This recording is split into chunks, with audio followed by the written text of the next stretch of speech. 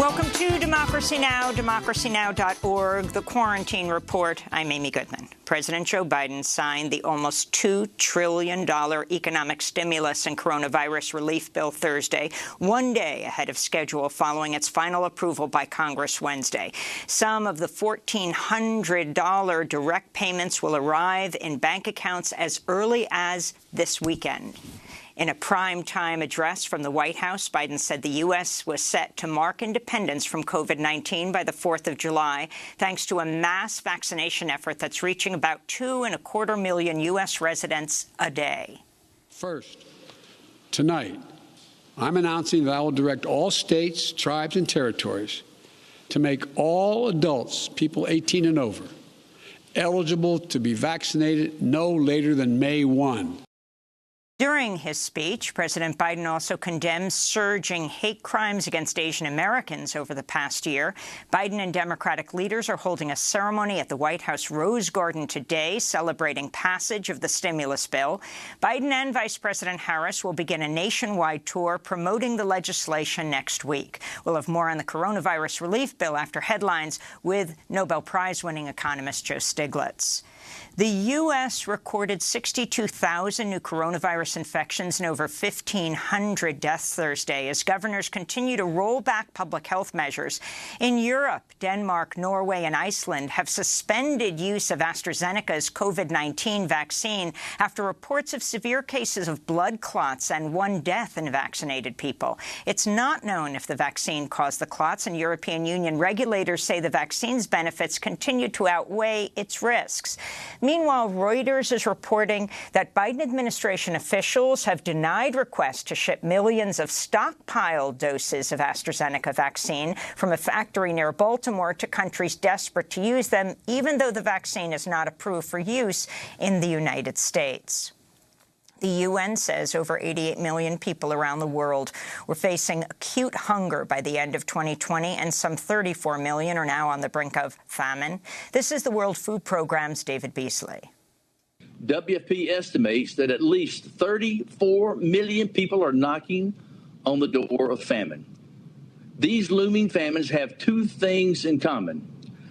They are primarily driven by conflict, and they are entirely preventable. Beasley said Yemen is heading toward the biggest famine in modern history, and many parts of the country feel like, quote, hell on earth after years of food shortages and destruction brought on by the U.S.-backed Saudi-led war. We'll have more on Yemen later in the show with CNN correspondent Naim El-Bakir. Humanitarian groups are also raising the alarm for millions in Ethiopia's Tigray region amidst the ongoing conflict, which has prevented the delivery of food and other aid. President Biden's meeting virtually today with the leaders of Japan, India and Australia for the first ever Quad Summit. Participating nations said ahead of the meeting they'll discuss trade, the climate crisis and vaccines, but the informal group is largely seen as a strategic bloc against China. Beijing has accused the Quad of perpetuating a Cold War mentality. A warning to our audience. The following stories contain descriptions and images of police violence. In Texas, Austin police officer Christopher Taylor has been arrested on murder charges in connection with the killing of Michael Ramos, a 42-year-old black Latinx man who was shot to death by police last April after a 911 caller falsely reported he had a gun. It's the first known case of an Austin police officer being charged with murder. Video of Ramos's final moment showed him holding his hands up and shouting he was unarmed when an officer shot him with a beanbag round. After Ramos retreated to his car and tried to drive away, Officer Taylor opened fire with a rifle, hitting Ramos 3 times. He was pronounced dead later in the evening.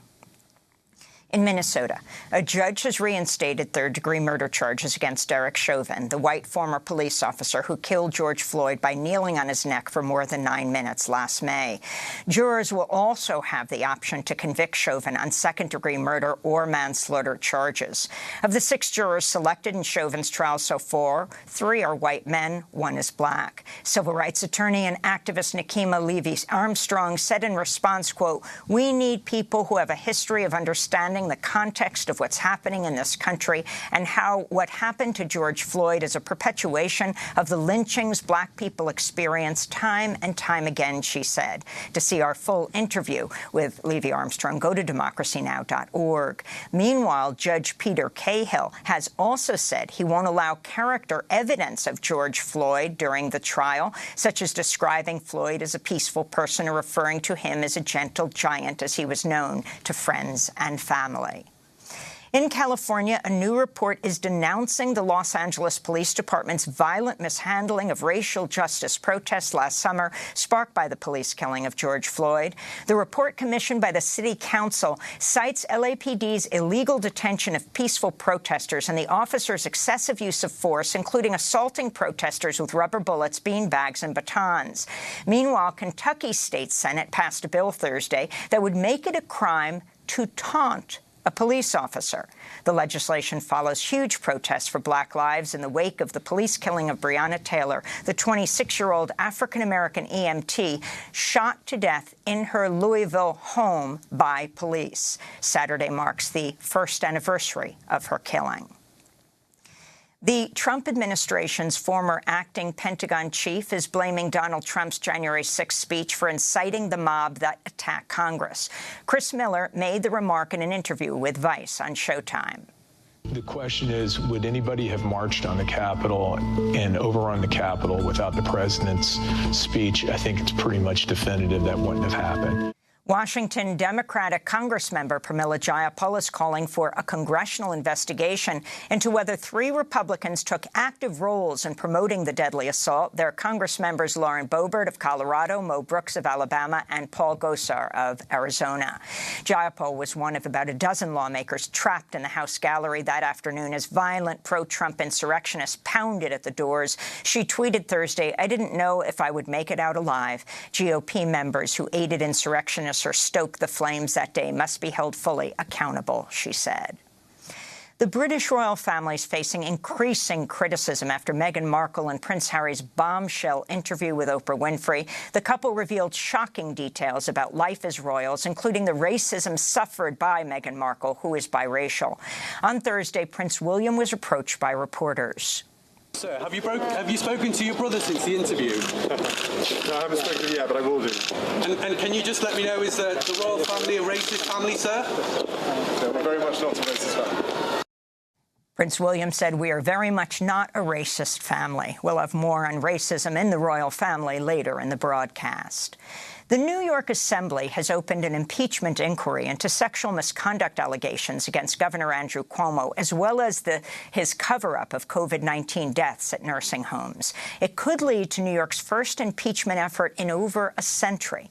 Meanwhile, the 6th and most recent public accusation against Cuomo, that he groped an aide last year at the Executive Mansion, has been reported to the Albany Police Department for possible criminal prosecution. And in Brooklyn, New York, community members joined healthcare workers outside of Kingsbrook Jewish Medical Center Thursday, demanding a reversal of Governor Cuomo's plans to close inpatient services at the hospital. Some 80% of Kingsbrook patients are Black, and community leaders warn its closure would exacerbate the unequal health outcomes and disease burden in a neighborhood that's already one of the hardest hit by the pandemic. This is community organizer, City Council candidate Anthony Beckford. The more that they take away our housing, the more that they take away our food sources, and now they're taking away our health care. This shows you that there's a war on the community that must be addressed. It can no longer be ignored. Right. Because at the end of the day, at a blink of an eye, this will all be gone, but we must make sure we fight so that way it stays. But we must also hold their feet to the fire, because while they're getting richer, they're siphoning the money and the resources out of our communities as we struggle more and more. This is a working class community that has gone through so much suffering over the years, and it must stop. And those are some of the headlines. This is Democracy Now!, democracynow.org, The Quarantine Report. I'm Amy Goodman.